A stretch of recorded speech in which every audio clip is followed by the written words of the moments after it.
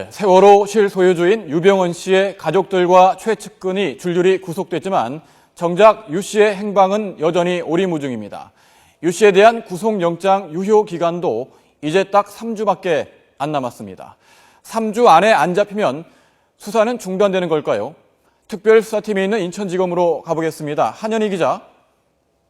네, 인천지방검찰청입니다. 네, 검찰이 구원파 비대위원장에 대해 구속영장을 청구했다고요?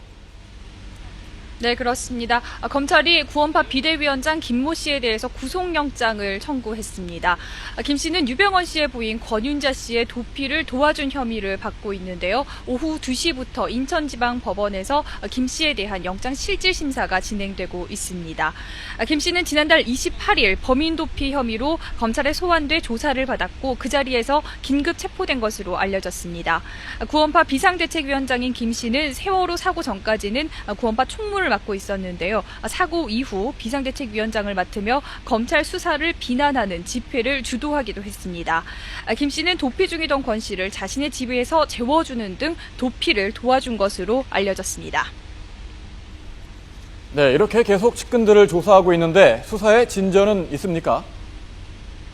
네, 이렇게 최측근과 일가족에 대해서 강도 높은 조사를 이어가고 있지만 아직 유병언 부자의 행적을 쫓을 만한 단서는 나오고 있지 않은 것으로 알려졌습니다. 순천에 별장을 마련했던 이석환 금수원 상무가 구속됐지만 아직 입을 열고 있지 않은 것으로 알려졌습니다.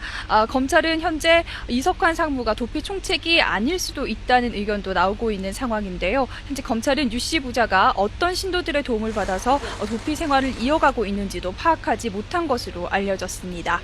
앞서 구속된 유 씨 부인 권윤자 씨와 동생 유병호 씨에 대한 조사 역시 성과가 없었던 것으로 전해지고 있습니다. 네, 유병언 씨의 구속영장 유효 기간도 얼마 남지 않았죠?